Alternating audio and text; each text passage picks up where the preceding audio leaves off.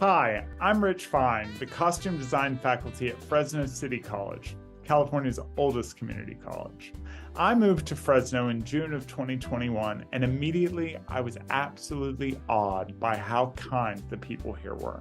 I'm originally from Alabama, the son of a catfish farmer, and my godfather and uncle is a peanut farmer. So I understood a little bit about the agricultural roots of a place like Fresno. And the first thing that I saw that was so important to the people here was community. I could not believe that a city as large as Fresno could feel like a small town. I started teaching as an adjunct instructor at Fresno City College in August of 2021. And again, immediately, I was absolutely blown away with how the students desired to learn and how appreciative they were for every bit of knowledge they attained. They were eager, and I hadn't seen this in students before.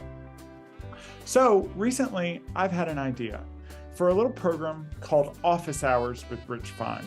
And the purpose of this program is to highlight people from our community and across our country that are being of service to society. I believe in social change, and I believe in social justice. And I think that these issues need to be talked about on our campus and in our community. So the idea of this little program, probably like a webisode that I'll post to YouTube or something like that and distribute across the campus, is that each week or maybe every 2 weeks, I'll interview a couple individuals, either from arts institutions across our country or here in California, about what they're doing to enact social change in their communities. And maybe that'll give us some ideas about what we can do in our communities. I believe that being of service is a key component of being a patriot. And I think that talking about issues like this can maybe help us find the way that we are more alike than we are different. I think at this time in our country, so many of us are so divided that anything that can bring us together is really of service. So I hope that you will help me come up with ideas of individuals that I can interview and subjects that I can cover. This first episode should be really exciting, and I'm treating it kind of as a pilot. And I hope that you'll forgive me for the low production quality, like my sign in the back. I've done my best, but I hope that this will serve to help better connect us. So thanks.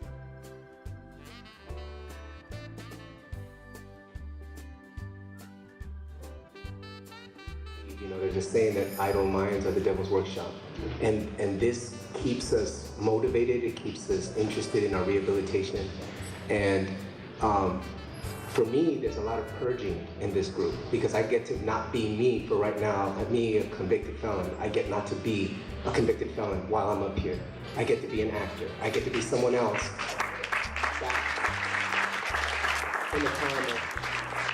Back in the time of Shakespeare. So, you know, you have that humanity amongst us.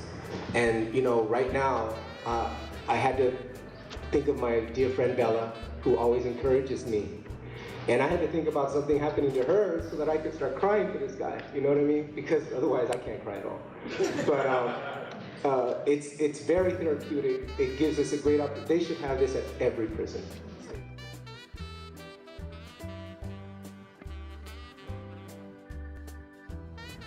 Good evening. Tonight we're going to talk to Lesley Currier, the co-founder and managing director of Marin Shakespeare Company in San Rafael, California. We're going to particularly talk about their Shakespeare for Social Justice program that's in over 14 prisons across the state of California. She's really been instrumental in affecting social change in her community and across the state. She shared with me that over 5 prisons across California have shut down since they began their program. So stay with us and let's enjoy this interview with Lesley Currier.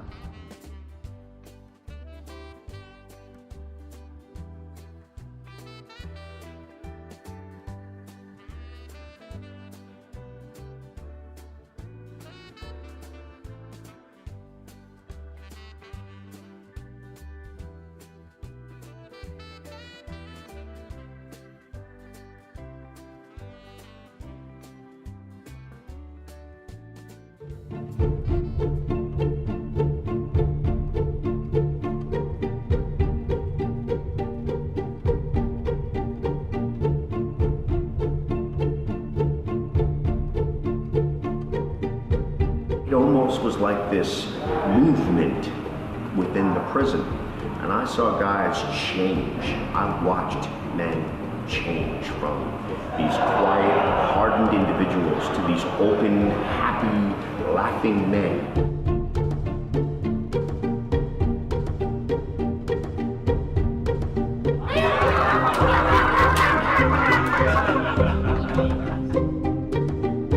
Remorseless, treacherous, lecherous, kindless villain. Oh, vengeance! Shakespeare asks you to access big emotions. Some of the themes are parents who have let children down, depression, anxiety, revenge. Can we be forgiven for our crimes?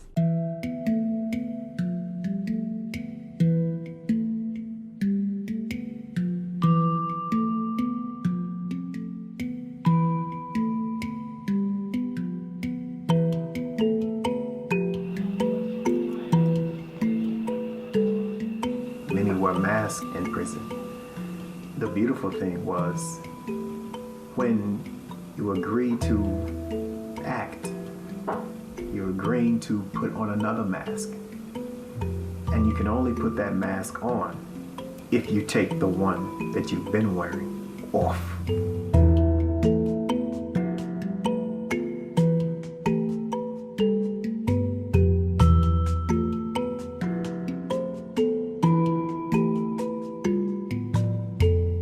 What Damien's story proves is that some of the people who we incarcerate have a lot to give back to the world if only we would let them.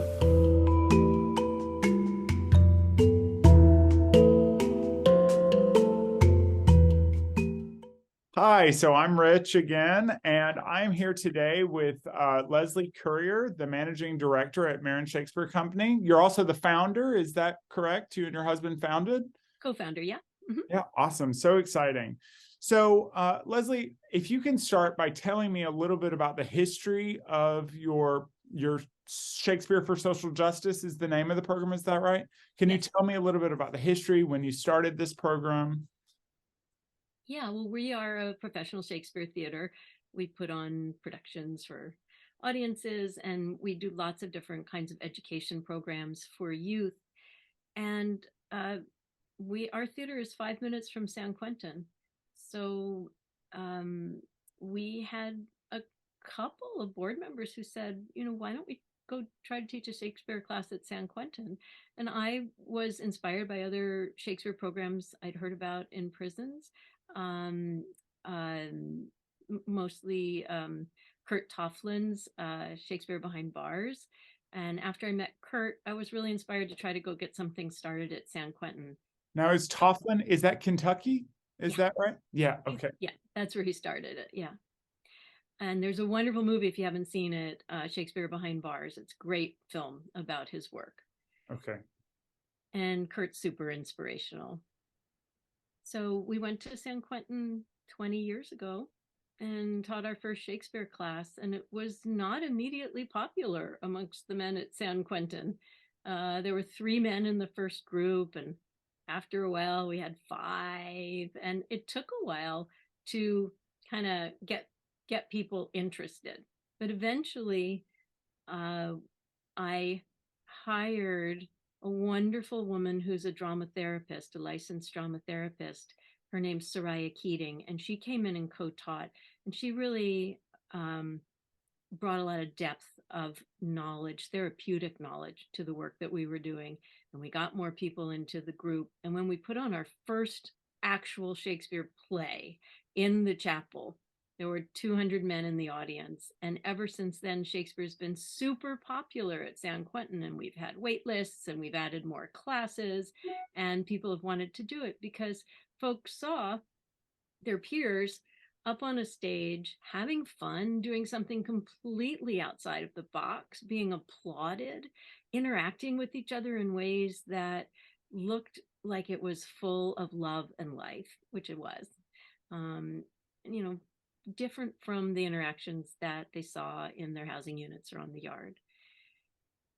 So we did the program at San Quentin for about 11 years. And then the state of California started funding arts programs in prisons.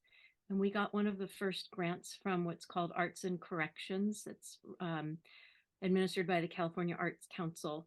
And we went to Solano State Prison in 2014.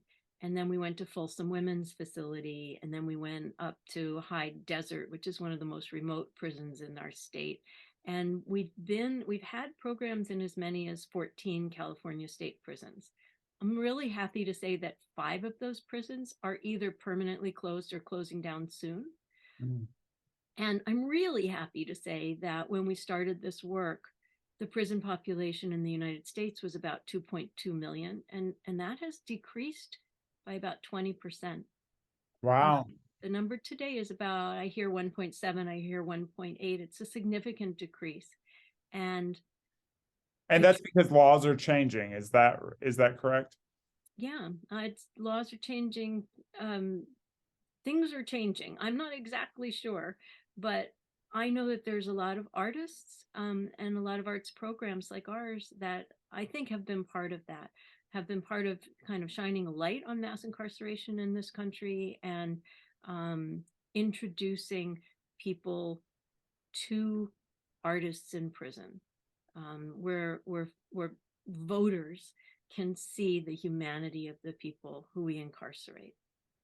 Absolutely. That's huge. I want to ask you a question about your personal background a little bit. I noticed that you have an undergraduate degree in religion from Princeton. Is that right? How does that shape your idea of social justice? Such a great question. It was a very long time ago. I majored in religion because there was no major in theater, but I got a certificate in theater and dance as well. And I did a lot of theater while I was there.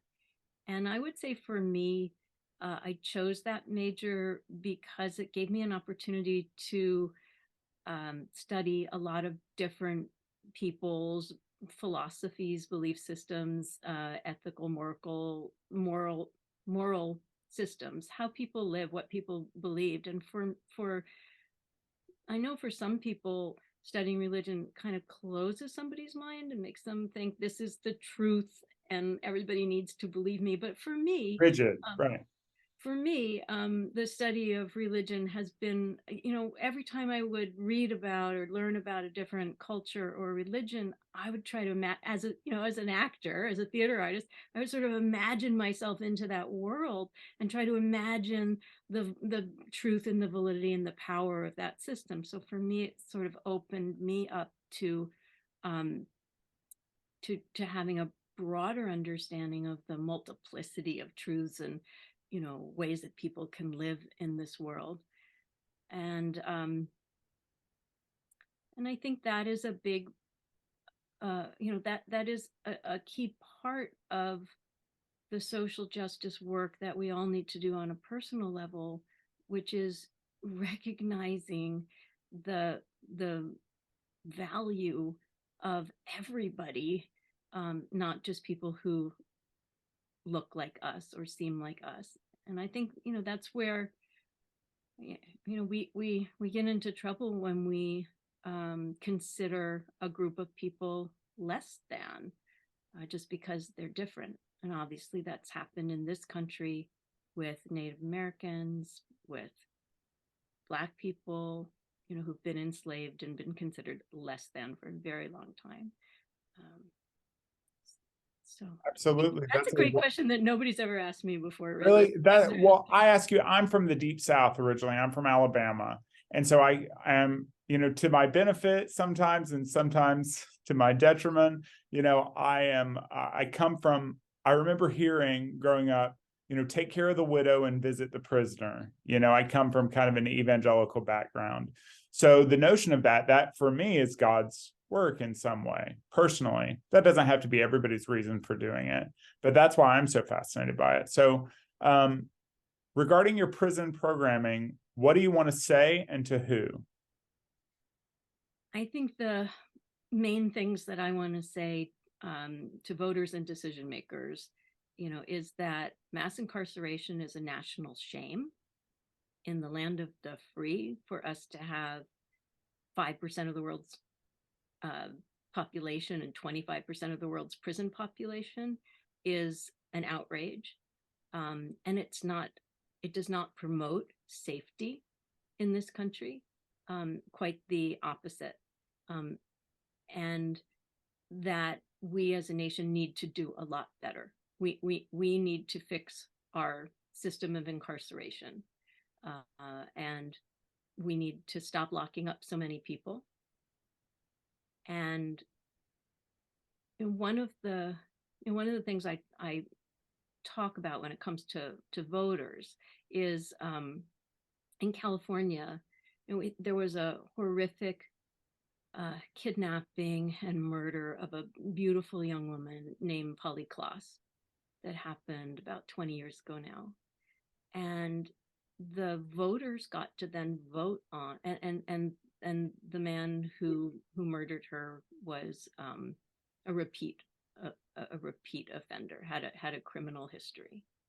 And people are outraged. Why is this guy out on the street? Why was he even allowed to be in a position to commit this crime? And the voters voted on a 3 strikes law in California. But the result of that law is that thousands of people who have been convicted of a 3rd criminal offense, even a very minor criminal offense, are serving life sentences in our prisons. People are serving a life sentence for minor theft because they had prior convictions. And it doesn't make our society any better or safer. And it's not fair. There's nothing just about locking a young person up for life for minor offenses. So we, the voters, have a big say over who gets incarcerated, how long people get incarcerated. And just about every time there's an election, it seems like there's at least one thing on the ballot that we're voting about that has to do with rights, that has to do with, our criminal justice system and how we can hopefully improve it. Absolutely. Really important work. We recently, on our campus, we had a stabbing at the beginning of January. 2 male students got in a fight after a class, and one student, an 18-year-old young Black male student, stabbed another one with a sharp object. And the alleged perpetrator was arrested on attempted murder charges. And the last thing I've heard is that he was released on probation from the Superior Court. And I'm not sure if he was released awaiting sentencing or awaiting trial. I'm not really sure the specifics of it. That's all I know. But I know my concern so much was I was concerned for the victim, of course. It's a horrible thing, violence like that. But my concern was also for this 18-year-old young man. What was going to happen to him? He happened to be a young Black man as well. What was going to happen to him? Something like that, at 18 years old. So yeah, the work is important. And sometimes when you talk to people in that language, that I'm also concerned for this alleged perpetrator, sometimes I notice people don't seem to understand that sort of thinking. And so I think it's radical thought, and for a lot of our populace to think about the lives of what we would term criminals. I like the term people who have committed a crime more than the word criminal, but I don't know, I like to say people who have been convicted of a crime, because it's not the same thing. Right. And people are often unjustly convicted for a number of reasons. But the biggest cause of crime is poverty. It's not that people are bad. It's that people do not have a living situation that meets their basic human needs. And there have been studies that have shown that neighborhoods where poverty has decreased, the crime has decreased. And that same neighborhood, when poverty has accelerated, crime has accelerated. So I have a lot I mean, when you go into a prison, if you talk to folks who are locked up, they'll pretty much all tell you there are people who should be in prison. There are people who should be off the streets and locked up. There are bad people.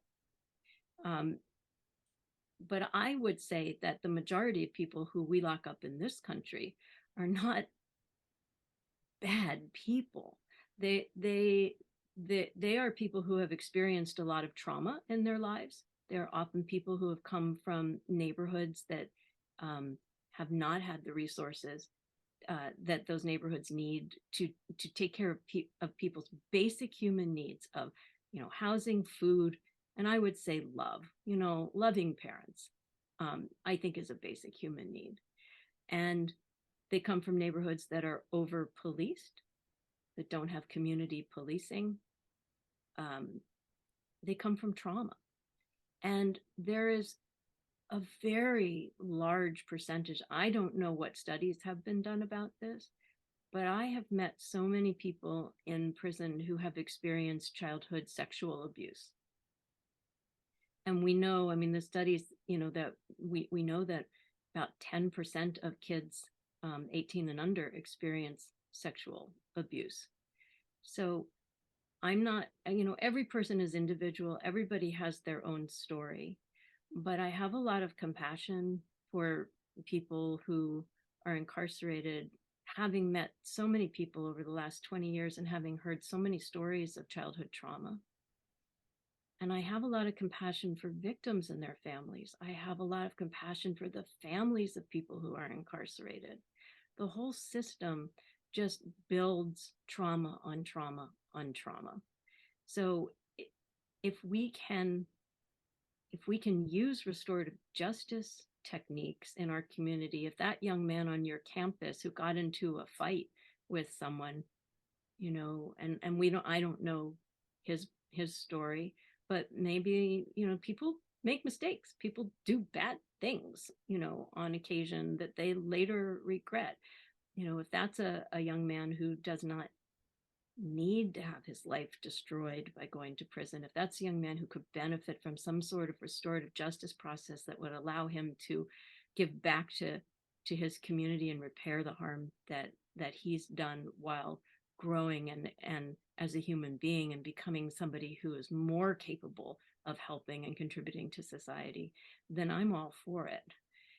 And I'm all for resourcing communities of poverty in this country, because I think if third grade reading skills are an indicator of whether somebody will spend time in prison in their life. Really? I'm all for, improving our schools and giving young people access to arts programs, sports programs, enrichment programs that give young people hope about their future, because a lot of people who commit crimes don't have hope about their future. They don't see anybody else in their world succeeding beyond becoming, a drug dealer or a gang member. They don't see a road to success. So we need to fix our communities and then we wouldn't have to have arts programs in prisons, because we would have arts programs for young people. I've talked to folks who were jumped into gangs in, third grade. I've talked to folks who, said, well, I had a best friend in kindergarten, and when I got to first grade, my older brother said, you can't be friends with him anymore because he's from a different gang. Things, trauma starts really young. And, I think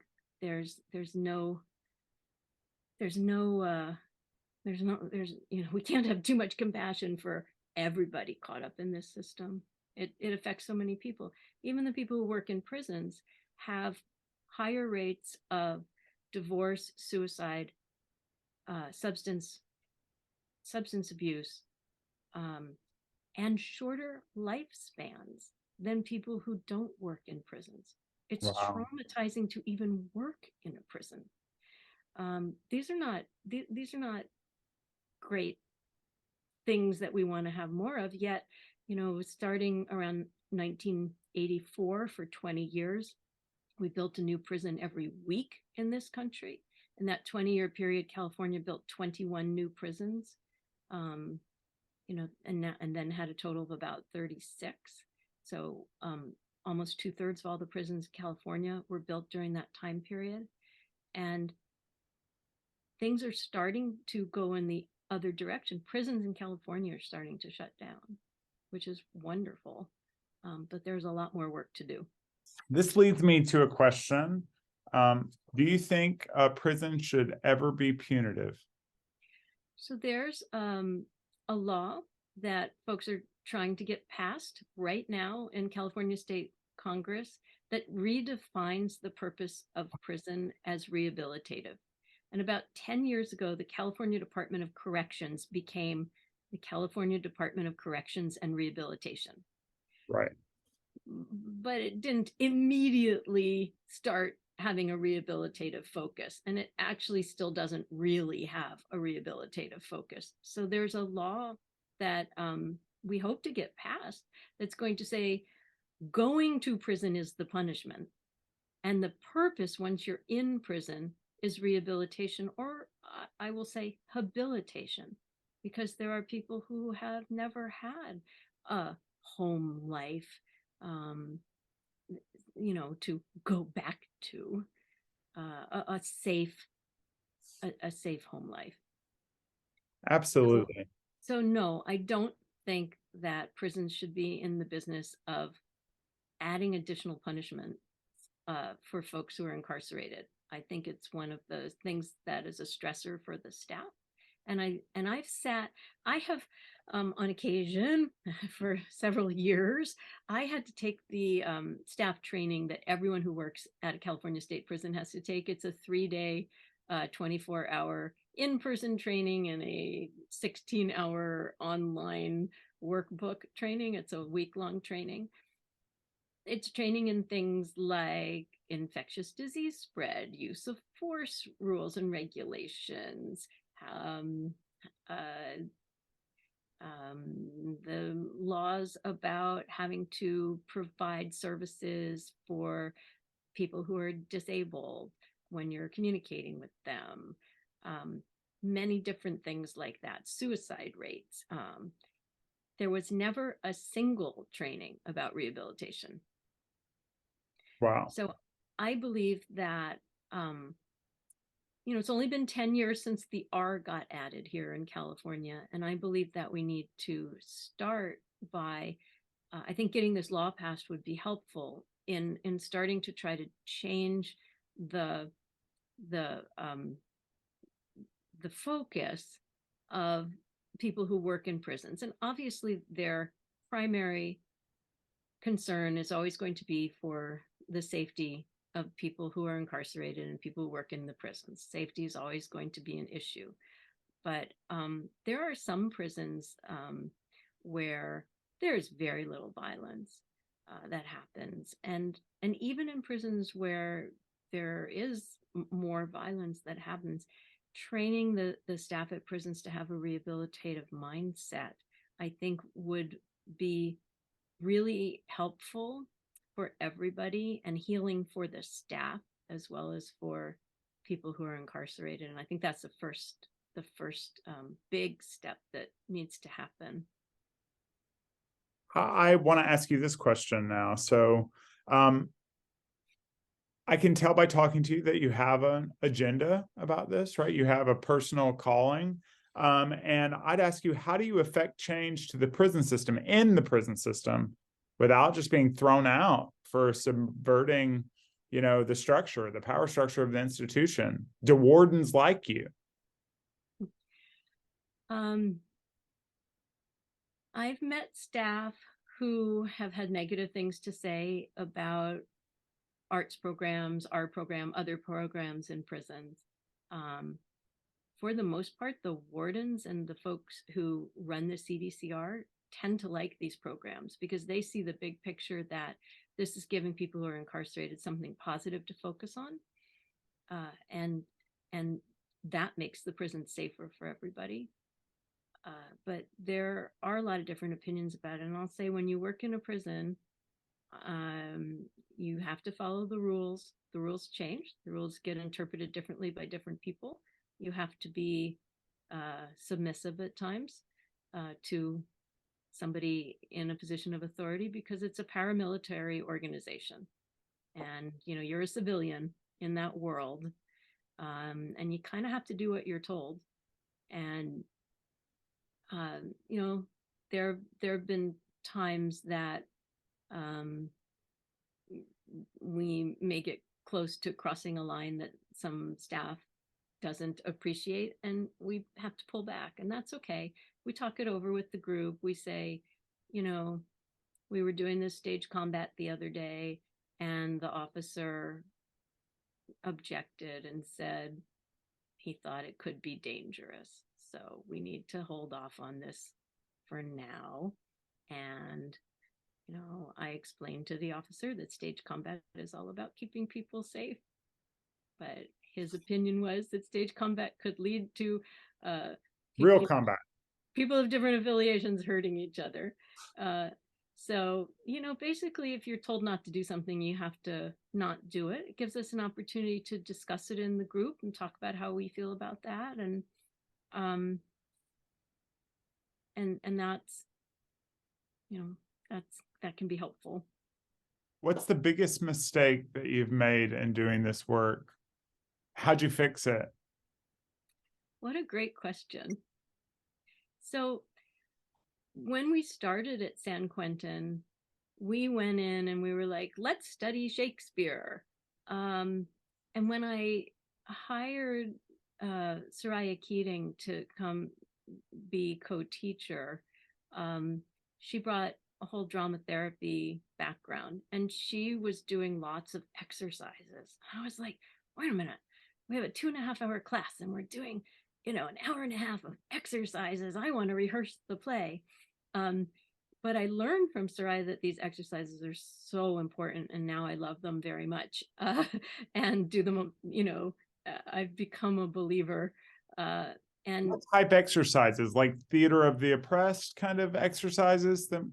We do a little theater of the oppressed, but a lot of those have physical contact that isn't really appropriate for a prison setting. Right. We always do some sort of a check-in. We do a lot of different kinds of playback exercises. So an exercise might be going around the circle and asking you to share what's a success and a challenge you've had in the last week. And you would share that. And then 2 other people would be asked to step in. One would act out your success and one would act out your challenge simultaneously. So you get to, so other people in the group have to try to listen and build empathy for you and understand you and mirror you back to yourself. You get to see yourself mirrored back. You get to see if you were understood, if what you shared was, was understood, if you, by the other person. And, so there's a lot of benefits to playback exercises. There's a lot of different kinds of ways of doing them. We do a lot of exercises that involve building emotional intelligence. We talk about that might be just walking around the room and everybody greet each other as if you really respect them. Greet everybody as if you are suspicious of them. Greet everybody as if you're curious about them. Exercises like that. We do some guided meditation. We do some breathing exercises. We do a lot of exercises that are just creativity and fun making exercises. And we do a lot of exercises in small groups. So 3 or 4 people are given an assignment and they have a few minutes. So the assignment might be, right now we're working at San Quentin on the taming of the shrew. So the assignment might be choose, a theme that we talked about and when we were reading the play together today, and write a poem about that theme and perform it. And you've got 10 minutes. And 3 or 4 people then have to figure out how to work together. And it's really not so much about the outcome about the poem or the song or the scenes or the tableaus that get created. It's really about figuring out how to work with other people, conflict resolution, how to be creative, how to share creativity.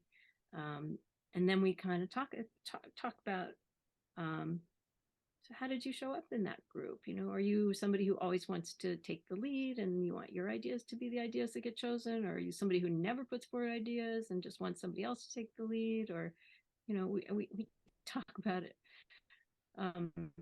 as well. And then we end every class with appreciations, which might be what's something you appreciate about our time together, or might be what's something you appreciate about someone else's group today, what's something you appreciate about the group energy and dynamic, but some sort of appreciation that reminds us to have an attitude of gratitude. So those are all fabulous, wonderful things that Soraya brought to the program. And after we'd been doing it for a couple of years, we created a written curriculum. And then, as we started moving into other prisons, and at one point we had about 20 different teaching artists working in, over a dozen prisons, we have a written curriculum that has, different exercises that you can do each day, that you go in, that are based on some of the things I was just talking about. Perfect. And so what was the mistake? What was the mistake? mistake was thinking, wanting to rehearse the play. That's the mistake. Yeah, that's one mistake. Another mistake I made once, this was also at San Quentin, and two men who I knew very well, had been in the program for years, got into an argument, and they were standing face to face, kind of shouting at each other. And I went towards them, to try to say, hey guys, calm down. You don't have to talk about this like this. And that was a mistake. And the men told me afterwards, don't do that. Don't ever walk into a potential conflict like that. Because if something happened to you, we'd have to protect you and then we'd get in trouble. So if those guys, they didn't, but if that had gotten physical and one of them had, smacked the other one and I was standing right there, the guys around them would have needed to protect me and they would have gotten in trouble. Even, yeah. So that was a mistake that I learned that day. There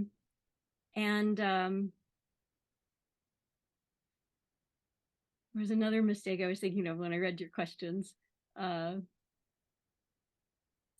Maybe it will come back to me. So my last question for you, you've answered these questions perfectly. I didn't even have to ask them all. You could probably talk about this forever. I can tell you're so passionate. What would your warning be to someone who wants to get involved in social justice? So my partner, I'm talking about this subject all the time for a while now. And he said, well, just don't be the white savior, Rich. Don't go try to be the white savior, right? And that's certainly something I want to avoid. But I'm passionate about this, and I feel like if nobody's saying it, then it's not being said, right? So, what's your warning for someone who wants to be involved? Yeah, and I will say there are people who hear us talk about this work, hear me talk about this work. I'm a white presenting sort of a person, who think that we have a white savior mentality, and I understand that, and I can talk about people who've grown up in traumatic situations, but I grew up in a fairly affluent suburb of Washington, D.C., with a father who was a surgeon and a mother who was a teacher. And we had our family interpersonal traumas, but we didn't have the kind of poverty-driven trauma that a lot of people have had who I meet in prison. So, and I have had dozens of times that people have come up to me and said, thank you so much for this program. You changed my life. And I say, no, you changed your life. So I do think it's important that, we have that humility to remember that we're extending an opportunity to people to access their own creativity, create pure healing networks, shine as artists, all of the wonderful things that arts programming does, particularly theater. In my opinion, theater is the best because it's active and you're actually interacting with people in a deep way, the way you aren't if we're sitting in a room together painting paintings. That's my bias. And so I do think it's really important to remember to talk about the work as, we're extending an opportunity, but I've never saved anybody. I've never healed anybody. You have to do that yourself. Nobody can do that for you. And there's so much peer-to-peer learning and support that happens in our groups. It's one of the cool things about an arts group, and people feel like this is their family. After a while, many people, they say that a lot. This is their family. And California state prisons are, I've been told, the most gang-oriented prisons of any state. And there's a lot of racial animosity between different gangs. But in our space, there are people of all different backgrounds, and they're pretending to fall in love with each other and be each other's father or son or, enemy who they're going to do stage combat with, or best buddy. And I've had more than once, I've had an officer tell me a story that goes something like this. I saw a white guy and a black guy talking really animatedly on the yard, and I thought something was up, and I was worried, and I went over and said, "What are you guys doing?" And they said, "Oh, we're practicing Shakespeare." So it also shows the staff that these racial lines can be crossed, and people of different races can work together, have fun together, love each other, create together. And we go in as a facilitator of a group, and we're making an offering, but folks are doing the work themselves. It's not, you can't do that work for somebody. You can just kind of give them an opportunity. So having that humility is really important. In all things, true. Yeah. Thanks for joining me this week. I've really enjoyed this conversation with Lesley, and I hope you have as well. I think it's important to understand that theater and the performing arts and the arts in general aren't just there to entertain us, but rather make us think and see the humanity in each other. So I hope you'll join me in the future as I continue to interview individuals from across our community and across this great nation, so that we can understand how maybe we can affect change in our society.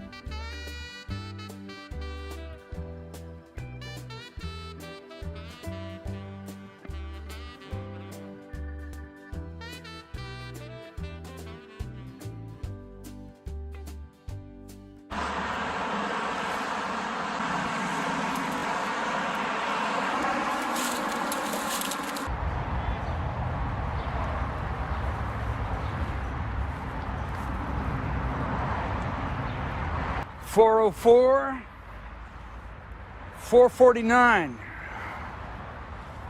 Numbers. Can you hear me? I know there's information.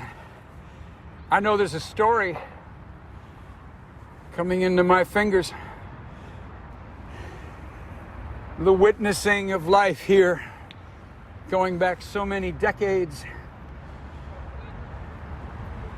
The stories are right here. You were a sapling here at the beginning, and then you had the patience to live with people and observe us.